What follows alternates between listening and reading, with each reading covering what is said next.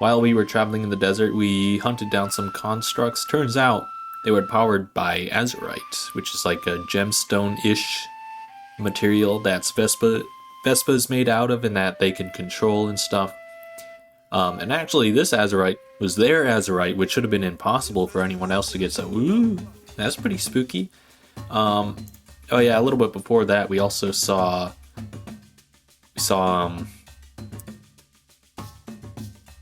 this dumbass jump off a cliff and die. Yeah. Also in the desert, Nika got burnt to a crisp. That's why she looks like that. Session 41. We finally got to Heart's Hollow at Barrow Ridge, which Raksha thought was supposed to be destroyed, but it turns out, no, town is still there. This town is also inside of a crater with a single road sort of spiraling down towards the bottom of it.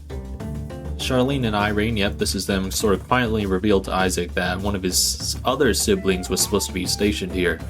They also quietly, just to him, revealed that it's Victor.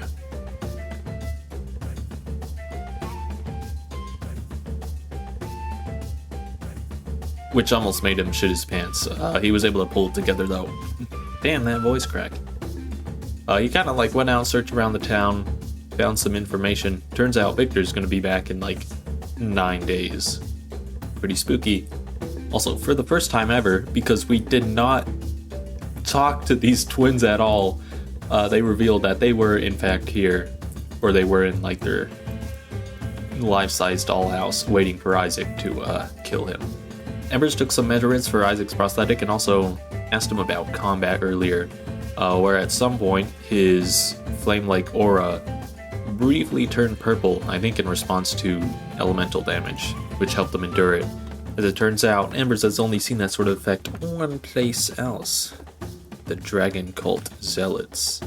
Isaac says his ancestor Ventura had these flames too, but he never heard of how she got them, so he could only assume that she was born with them. Only his mother would know the full story. Embers explains how the Zealots got them as a gift from the Dragon Lord. Isaac was born with it though, and he's the only one of his siblings who has it. Nikita gets drunk. Vespa gets drunk. Atlas talks with Simon outside to talk. I really wrote that? What the fuck? Atlas takes Simon outside to talk. We got so many bugs in this party. What's going on? Anyway, she apologizes twice for being an asshole, but he kind of just wants to, get past it all. And they also both agree to sort of look out for each other. Like if they find anything about the other's current major problem, they'll let each other know. So while Krunk Nikta is trying to leave the town, like walk up through the spiral path, but whoops, she's going backwards. Eventually, she sort of summons Atlas. Meanwhile, Embers tries to track her down, and eventually they both get to her. Nikta keeps telepathically messaging Embers all like, "It's not your fault. We can't talk about it with Atlas around." And then eventually, "Never mind, you still don't get it." Eventually, Embers is able to ask what she came here for, which is she requests Nikta's help with Isaac's operation, and she agrees.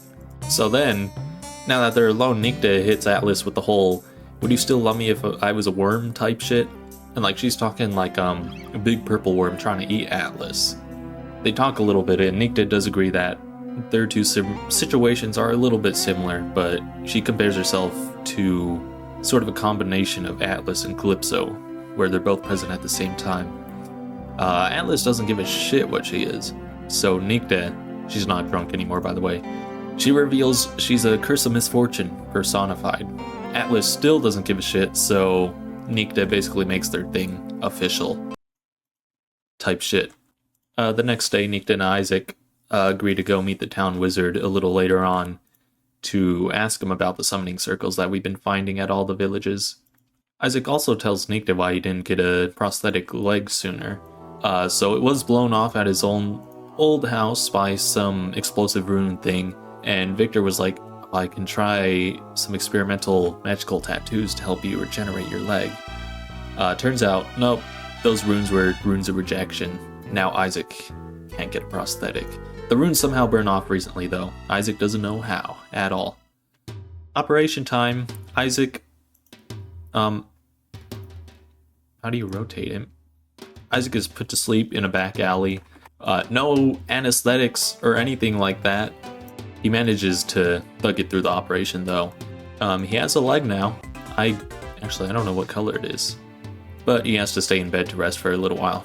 Vespa gives Melona an amethyst necklace. I cannot find her for the life of me, but Melona then asks for Vespa, if they come across any dragon scales in the wild, to bring them to her. There she is, and I already finished the sentence so well. Embers talks to Nikta about wanting to do more for Simon and sort of make him feel useful. Nikta agrees, but both of them are kind of nervous about bringing up bad memories for him. Meanwhile, Rox is hand-feeding Isaac in bed. So Simon has been finding shiny rocks for Momoko, and as a thanks, she gave him a dagger with the word Rezer sort of carved on the pommel. Today on the incident show, he gets it assessed by Embers, who finds out or is able to discern that it's a magical dagger that does not make sound while it's slashed or piercing anything, and it can actually glow like a torch. She asks where he got it, and he's like, I stole it. She wants him to return it, of course, because she doesn't want any assassins who he stole it from to be after him. But he's like, there are already people after me anyway, referring to Exlos and the bounty hunters. Embers misinterprets this, though, as meaning he stole it from a crown assassin and tweaks the fuck out for a few seconds before he corrects her. She takes him out to where he quote-unquote stole it from and manages to quote-unquote identify Simon's victim based on his shoddy quote-unquote description, which is just like a big buff man in a black coat, I think. Embers approaches him. Turns out this guy actually is missing a dagger, but he's pretty chill about it. He's like, hey, he's just a kid over there, give him a few hours. You can meet me at the tavern later to return this dagger. So that's what they plan to do. Simon's all like, I don't know if this is the guy.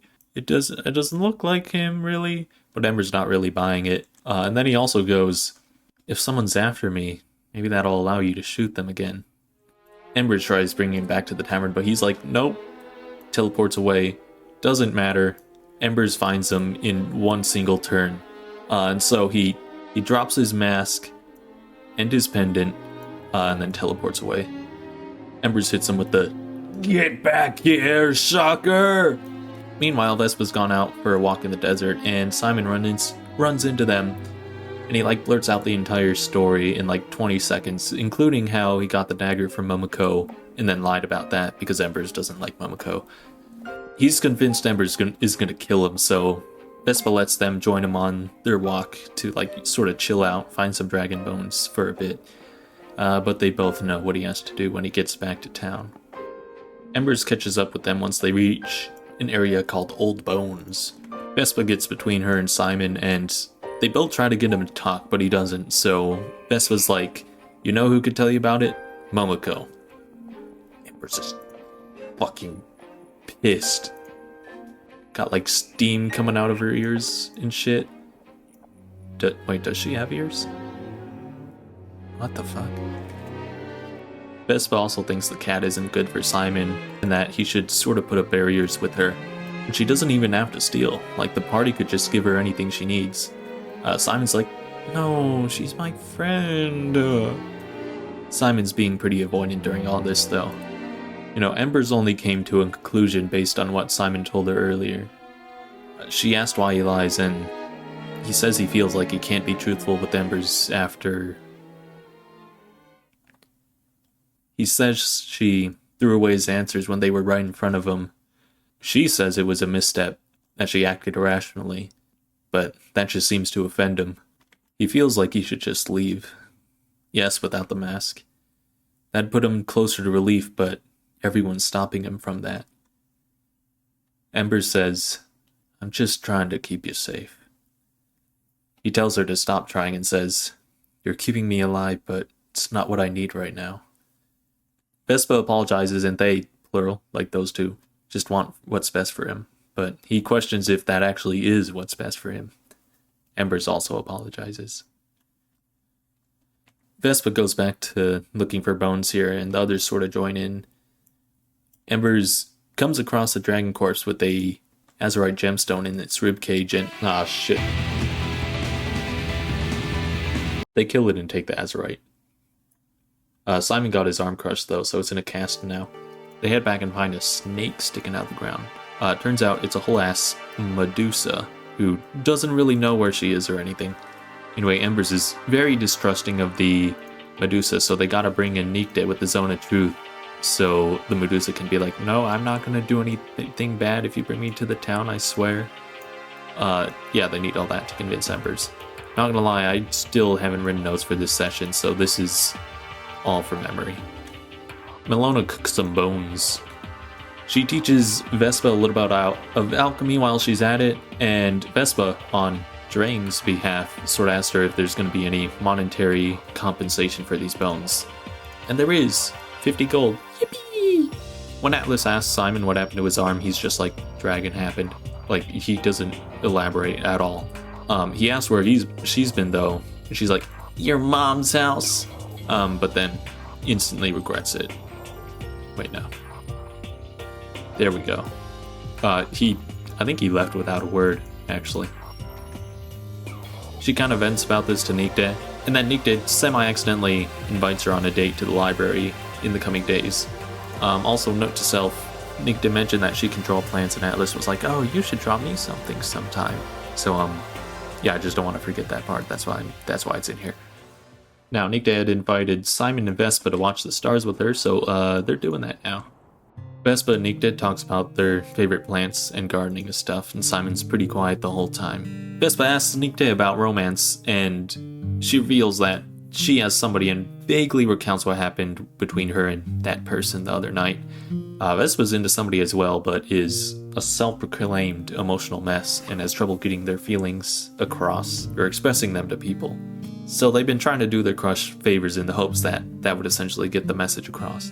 Nikde offers to ask Guridi, her sister, about romance for Vespa, and Vespa's like, sure. They also ask how Nikde's been lately, and Nikde feels pretty much the same about how she's an anomaly or hates herself or whatever, but consciously she knows that she's got to be determined. She asks what happened to Vespa and Simon the other day. There's his cast, by the way, that's his arm is in there. And they tell her about the dragon. I'm eating some like spicy cashews right now. They're low-key, like, I'm not dying or anything, but it's kind of fucking me up just a little. It's distracting me. Nikde has an Azurite theory. So, about a century ago, somebody used Tiamat's powers to merge 3 worlds into the current one that exists today. So she thinks it's possible that 5 years ago in Kryn, the dragon cult was able to revive some fraction of Tiamat's power. So now that space warpy power ability stuff is kind of lingering in the area. And maybe that's what caused Vespa to crash land here and sort of linked this world to her own dimension. Which would explain why all that Azurite, which isn't supposed to be here, is here. Nikde also asks about that woman who jumped off the cliff, and Vespa thinks she might be from Earth, which is a world that they visited before. They don't know her though, or anything. Nikde predicts that the woman might have been after Vespa or herself, since she was looking for a fine specimen. I swear she said it like that. And she concludes that, since Vespa doesn't know them, they were probably after her. This is what happens when I try to write/spell when I'm speaking different words. Specifin. Nikde also has a theory about Guy, based on his journal that he left behind, which is that he used to be part of a village in Kryn, but then the dragon cult came in, probably Raksha herself, destroyed it, and then somehow an elf from that village got put, or like their soul or something got put into his body. That's it for the star stuff though. So Simon, shit, I deleted him. Okay, he's back. Simon goes to sleep and he has another nightmare where he and Atlas are running from the encroaching void. He trips, but Atlas keeps running and the void consumes him. The last thing he sees before getting absolutely torn to shreds is a pair of red beady eyes. Yo! I looked up gray lizard and a Texas spiny lizard comes up. That's so fire, honestly. That's my favorite lizard, by the way. That's what's in my profile picture on Discord. Anyway, Ember sells some bones and then he takes Eichel and Simon to the forge to turns some of the remaining bones into weapons. Meanwhile, Nyx is about to get Vespa's measurements when that cliff jumper shows up again. She gets petrified and falls off a cliff and dies again.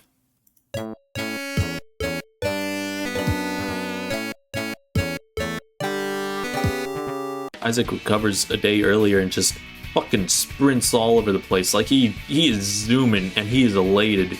He is destroying the town. He breaks the sound barrier and then the light barrier. He makes a black hole in this shit. Not really, but it is probably medically unsound. Also, he gets straight on that grind again. He, like that construction worker shit, he has a boost of energy from this. He makes some plus ultra repairs to some wooden supports or something and gets a fat paycheck. He buys a couple potions of growth and then gives them to Vespa for when the time comes. Nikta asks Raksha what's left for rebuilding Kryn, considering this village was supposed to be the last one we were rebuilding and it doesn't need to be rebuilt. Raksha says she's gonna go ask the town elder if they need any help around here, and then after that she'll head back to Kalaman and try to garner some support from the government for the new villages we built. Nikta meets up with the cat in order to buy a good luck charm off of her. What the fuck is that? There's a fucked up cat out here! Nikta wants to make sure that nothing goes wrong and sort of causes her to spiral since she's really trying to improve. She also asks why Momoko's been hanging around, and she says it seems like Simon could use some luck with that sense of impending doom and dark, ominous aura chasing him. Anyway, Ember sort of tries to bond with Simon at the forge, sharing some memories of a friend during the war, but it's pretty awkward. Vespa's nervous to get their measurements taken by Nyx, but they're able to do so without much trouble. It'll be 2 or 3 weeks, or I think 10 days, until their new clothes are ready.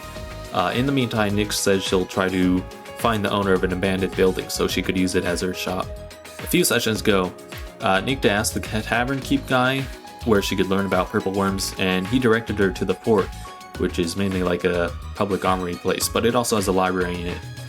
She also asked if anybody needed a job done in the town, and he directed her towards an Arakakra. Also, she has sunglasses now. Okay, that was really close to looking like just 2 soulless deep eyes before I put the bridge in there. Holy shit. She meets this guy whose name is... for fuck's sake. His name is... He's trying to make an encyclopedia with all the desert region's plants, but he can't draw for shit. Luckily, Nikta is very good at drawing plants, so she can help there. He also might need some bodyguards for when he goes into the desert. Now, last session is when he wanted to go in the desert. So Nikta's like, oh, okay, I'll round up some people. She contacts Simon, Isaac, and Vespa. But Ambrose catches on too and asks to join as well. Atlas is still dying in a hole from the your mom's house thing. Another note to self real quick. Nikta contacted those peeps using a sending stone. Or at least she tried to. When she went for Isaac, it just redirected to Simon. Anyway, finally, we ended off the last session with everybody heading towards the highest marketplace in the town to meet up for this stuff.